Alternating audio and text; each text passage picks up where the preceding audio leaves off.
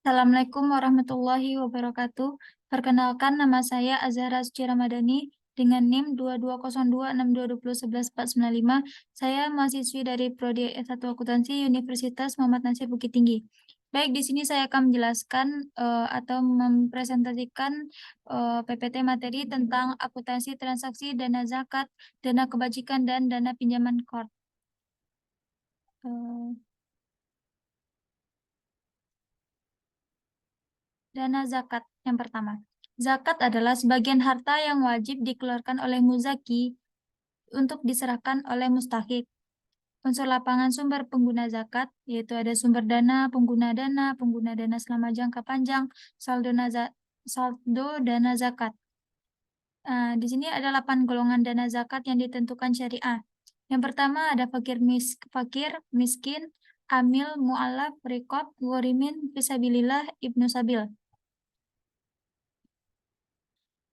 Akuntansi dana zakat. Nah, di sini ada contohnya. Pada laporan keuangan tahun 2020, saldo dana zakat BPRS Peduli adalah sebesar 15 juta. Berikut adalah transaksi yang terkait dengan dana zakat pada BPRS Peduli selama tahun 2020. Nah, ini ada jurnalnya. Pada tanggal 15 Januari diterima zakat dari Bapak Rahmat secara tunai sebesar 3 juta. Artinya karena Bapak Rahmat menerima zakat, artinya kasnya bertambah kan. Jadi kas bertambah 3 juta dan bertambah dana zakat ditulis di kredit sebesar 3 juta juga. Karena dia akan harus balance. Pada tanggal 13 Maret diterima zakat dari Bapak Torik secara tunai sebesar 12 juta lagi. Nah, artinya kan bertambah lagi kasnya, yaitu sebesar tadi 12 juta. Pada dana zakatnya dikredit 12 juta. Pada 17 Maret 2020 disalurkan kepada fakir miskin dana zakat tunai sebesar 12 juta. Nah, ini karena disalurkan, artinya kas itu akan berkurang kan. Nah, kas berkurang itu dikredit, di mana kasnya itu berkurang dikredit sebesar 12 juta tadi. Pada tanggal 1 April diterima zakat BPRS Peduli sebesar 50 juta. Karena diterima kan. Kalau artinya diterima itu artinya kas itu akan bertambah. Maka jurnalnya 5 juta, 50 juta, kreditnya dana zakatnya 50 juta. Lanjut, diterima via rekening tabungan zakat dari jamaah pengajian BUMN sebesar 10 juta. Karena sama seperti tadi karena diterima, kasnya itu akan bertambah 10 juta. Eh, Ini akan sama seperti di bawah, seperti sebelumnya. Kita lanjut saja. Di sini ada contoh laporan sumber dan penggunaan zakat. Periode 1 Januari sampai 31 Desember 2022 dan 2021, contohnya di sini. Nah, ini ada perbandingannya antara 2022 dan 2021. Di mana total sumber dana tahun 2022 itu sebesar 95 juta. Pada tahun 2021 itu sebesar 80 juta.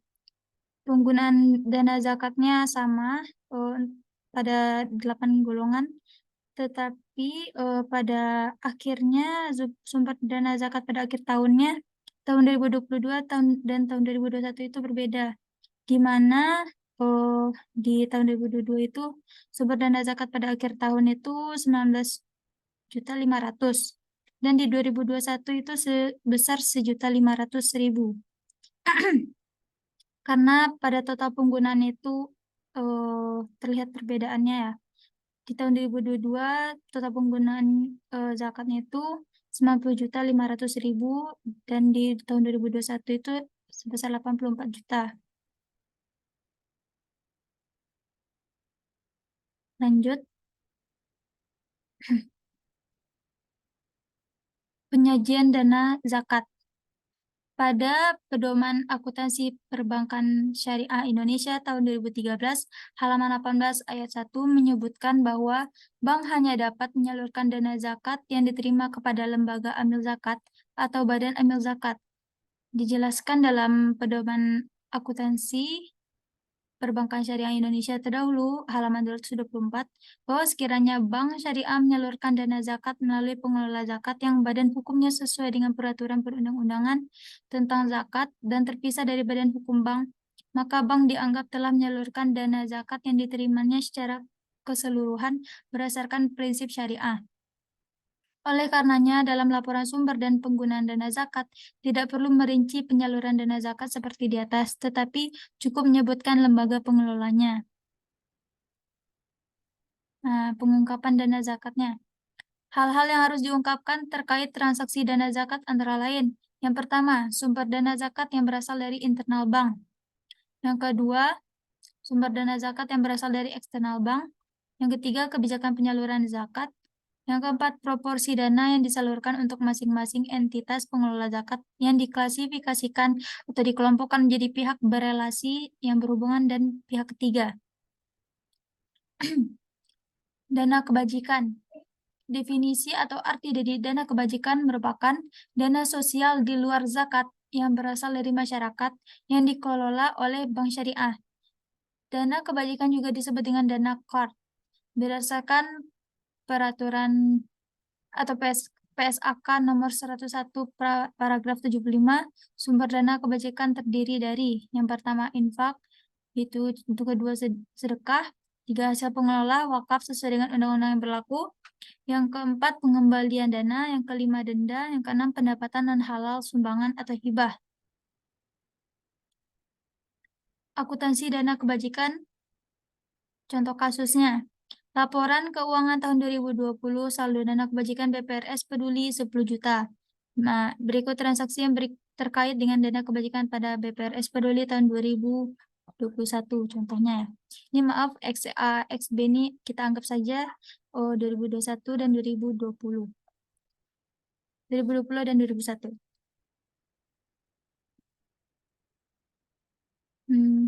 Jurnalnya seperti tadi ya. Intinya kalau diterima artinya kas bertambah, dan kalau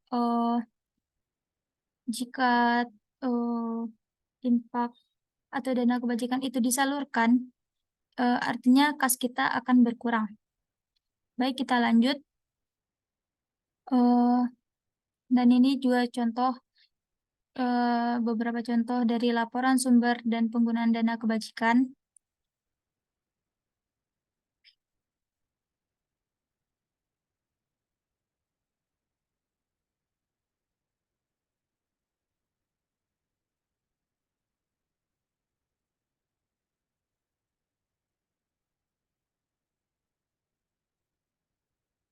Kita lanjut saja ke selanjutnya, pengungkapan dari dana kebajikan.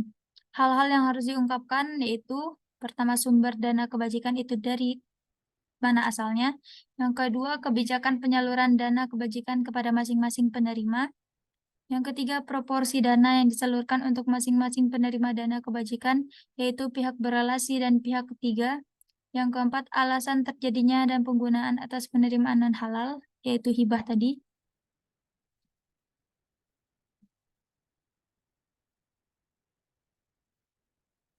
Kita lanjut ke pinjaman qard.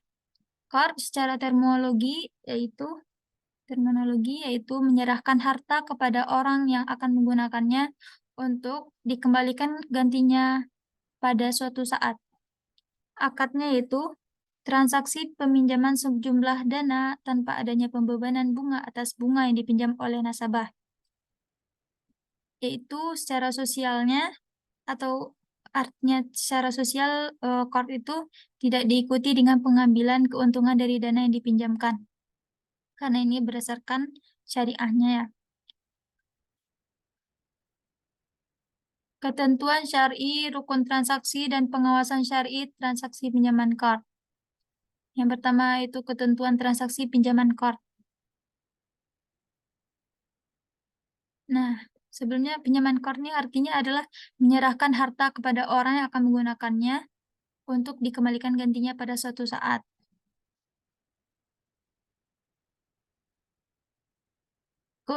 Ketentuan yang terkait dengan transaksi pinjaman kor meliputi berbagai aspek antara lain yang pertama, larangan mensyaratkan tambahan pengembalian atas suatu pinjaman. Jika misalnya kita meminjamkan sesuatu, kita tidak boleh ada syarat tambahan pas ketika pinjaman itu akan dikembalikan kepada kita. Karena jika pengembalian itu disyaratkan dengan ada tambahan dari atas suatu pinjaman yang kita pinjamankan itu akan termasuk ke dalam riba. Yang kedua, larangan menunda pembayaran pinjaman bagi orang yang mampu. Yang ketiga, perintah meringankan beban orang yang kesulitan membayar pinjaman. Yang keempat, pembolehan mengenakan biaya administrasi. Yang kelima, pembolehan pengenaan sanksi pada peminjam yang mampu, tapi melainkan kewajiban. Rukun transaksi pinjaman kor. Yang pertama ada transaktor, yaitu pemberi pinjaman dan penerima pinjaman. Yang kedua, objek kor, uang atau benda yang habis pakai. Yang ketiga, ijab dan qabul. Pasti, karena dalam suatu transaksi itu pasti ada ijab dan qabulnya. Karena dalam suatu syariah, di akuntansi syariah itu pasti ada ijab dan qabulnya. Yaitu artinya pernyataan kehendak yang bertransaksi. Nah, alur transaksi pinjaman kor. Bank syariah sebagai pemberi pinjaman kor. Yang pertama itu seleksi dan akad kor. Yang kedua, menyerahkan dana kor. Nasabah yaitu penerima pinjaman kor. Dan yang ketiga, mengembalikan dana kor sebesar yang dipinjam oleh si nasabah yang meminjam tadi pada bank syariah. Teknis perhitungan dan penjurnalan transaksi pinjaman kor. Kasus pinjaman kor dengan sumber dana intern, sumber dana yang dari dalam perusahaan gitu kan. Atau dari si stakeholder perusahaannya. Yaitu contohnya Bapak Hartanto yang bekerja pada sebuah bank syariah meminjam kepada bank syariah tersebut dengan skema kor untuk membayar uang masuk sekolah anaknya di perguruan tinggi. Pinjaman kor ini menggunakan dana intern bank. Informasi terkait akad yang disepakati adalah sebagai berikut. Yaitu jumlah pinjamannya sebesar 1 juta, lama pinjamannya 4 bulan, biaya administrasinya 10.000. Teknis perhitungan pinjaman kornya yaitu pertama perhitungan cicilan per bulannya, yang dimana rumus dari cicilan per bulannya itu adalah total piutang bersih dibagi jumlah bulan pelunasan. Total piutangnya tadi berapa? Sebesar 1 juta. Dan lama pinjamannya itu 4 bulan. Dan cicilan per bulannya itu 250.000. Yang kedua, perhitungan biaya administrasi. Biaya administrasi yang tersebut di sini yaitu 10.000. Dan rumusnya ialah N% kali besar pinjaman. Di mana N% itu 1% dikali 1 juta besar pinjamannya tadi. Sama dengan 10.000. Maka didapat biaya administrasinya 10.000. Penjurnalan transaksi pinjaman kor. Yang pertama, saat akad disepakati. Misalkan tanggal 20 bulan 8 tahun 2007, Bank Syariah menyetujui pinjaman kor Bapak Hartanto dan langsung memasukkannya ke dalam rekening tabungan atas nama Bapak Hartanto. Pada hari yang sama, Bank Syariah langsung memotong biaya administrasi atas transaksi pinjaman kor. Nah, jurnalnya yaitu pinjaman kor sebesar 1 juta, rekening nasabah Bapak Hartanto sebesar 1 juta. Karena dia langsung dipotong, nah kita langsung buat jurnalnya rekening nasabah Bapak Hartanto sebesar 10.000. Karena administrasinya 10.000 tadi, pada kreditnya pendapatan administrasi 10.000. Yang dimana pendapatan itu selalu dikredit ya, teman-teman. Yaitu saat membayar cicilan. Pertama, terdapat dana yang cukup untuk membayar cicilan. Apabila pada tanggal 20 September 2020 tanggal jatuh tempo cicilan pertama, Bank Syariah mendapati rekening nasabah memiliki saldo dana yang cukup untuk pembayaran cicilan, maka jurnal penerbitan rekening untuk pembayaran cicilan pinjaman KOR adalah sebagai berikut, yaitu di debitnya rekening nasabah Bapak Hartanto sebesar 250.000. Contohnya di saldonya itu Bapak Hartanto memiliki 250.000 dan kreditnya pinjaman KOR-nya sebesar 250.000. Nah, ini pada saat tanggal jatuh tempo cicilan pertama. Dan di dalam saldo Bapak Hartanto itu memiliki saldonya 250.000. Maka itu langsung dipotong oleh si bank syariahnya. Yang kedua, tidak terdapat dana sama sekali yang dapat didebit. Nah, apabila pada tanggal 20 Oktober 2020 atau pada saat tanggal jatuh tempo cicilan kedua, tidak terdapat dana sama sekali yang dapat didebit untuk pembayaran cicilan, barulah pada tanggal 5 November 2020 Bapak Hartanto memasukkan sejumlah dana sehingga memungkinkan Bank Syariah untuk mendebit rekening sebesar cicilan yang jatuh tempo. Jurnal atas transaksi 20 Oktober dan 5 November tersebut adalah sebagai berikut. Nah, karena pada tanggal jatuh tempo yang cicilan kedua saldonya tidak ada terdapat Bapak Hartanto ini, maka jurnal pada tanggal 20 Oktober itu debit pinjaman KOR jatuh tempo 250.000, kreditnya pinjaman KOR 250.000. Pada tanggal 5 bulan 11 debitnya rekening nasabah Bapak Hartanto 250.000, kreditnya pinjaman KOR jatuh tempo 250.000. Kebalikannya ya, karena ini di dalam pada tanggal 20 Oktober itu saldo Bapak Hartanto ini tidak ada pas saat tanggal jatuh tempo. Maka pada di saat tanggal 5 November jurnalnya seperti ini. Lanjut. Saat pembayaran cicilan, terdapat dana yang terbatas sehingga hanya dapat mendebit sebagian dari jumlah cicilan. Apabila pada tanggal 20 November 2020 atau pada saat tanggal jatuh tempo cicilan ketiga, terdapat dana yang terbatas sehingga Bank Syariah hanya dapat mendebit sebesar 150.000.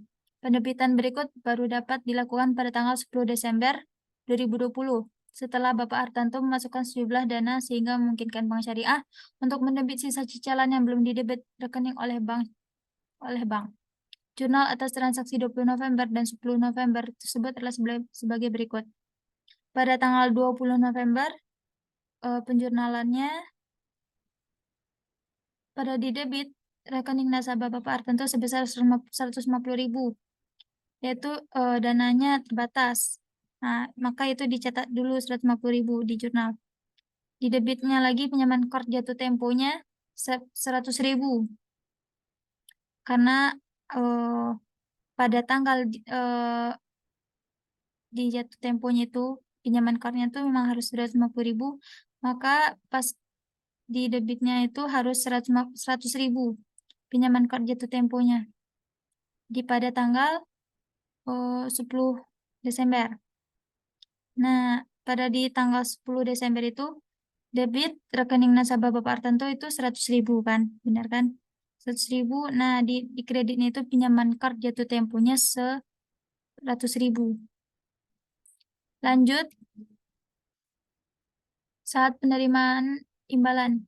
Misalkan pada tanggal 20 Desember 2020 atau waktu pembayaran cicilan terakhir, yang juga merupakan waktu akhir periode pinjaman KOR, Bapak Hartanto di samping membayar cicilannya yang terakhir, sebagai rasa terima kasihnya kepada Bank Syariah yang telah memberi pinjaman KOR untuk pembayaran uang kuliah anaknya, memberikan imbalan sebesar 25.000 kepada Bank Syariah. Penyerahan cicilan dan imbalan dilakukan secara langsung tanpa melalui debit rekening. Jurnal transaksi pada tanggal 20 Desember tersebut adalah sebagai berikut. Yaitu kas 275.000, di mana pinjaman KOR-nya itu sebesar 250.000, dan pendapatan informasi lain, yaitu pendapatan karena ada imbalan rasa terima kasihnya kepada Bank Syariah itu sebesar 25.000. Maka total yang terkumpul di kas Bank Syariah itu 275.000. Lanjut, penyajian pinjaman KOR. Menurut Pedoman Akuntansi Perbankan Syariah Indonesia 2013 halaman 7, ayat 2 adalah sebagai berikut. Yang pertama, pinjaman core yang bersumber dari intern bank dan dana pihak ketiga disajikan pada pos pinjaman core. Yang kedua, cadangan kerugian penurunan nilai pinjaman core disajikan sebagai pos lawan atau kontra account pinjaman core. Lanjut, pengungkapan pinjaman core. Menurut Pedoman Akuntansi Perbankan Syariah Indonesia 2013 halaman 7 ayat 3, hal-hal yang harus diungkapkan antara lain: yang pertama, rincian jumlah pinjaman core berdasarkan sumber dana, jenis penggunaan, dan sektor ekonomi. Yang kedua, jumlah pinjaman core yang diberikan kepada pihak yang berelasi. Yang ketiga, kebijakan manajemen dalam pelaksanaan pengendalian risiko pinjaman core. Yang keempat, ikhtisar pinjaman core yang dihapus buku yang menunjukkan saldo awal, penghapusan selama tahun berjalan, penerimaan atas pinjaman core yang telah dihapus bukuan, dan pinjaman core yang telah dihapus tagih, dan saldo akhir pinjaman core yang dihapus buku. Sekian presentasi materi PPT tentang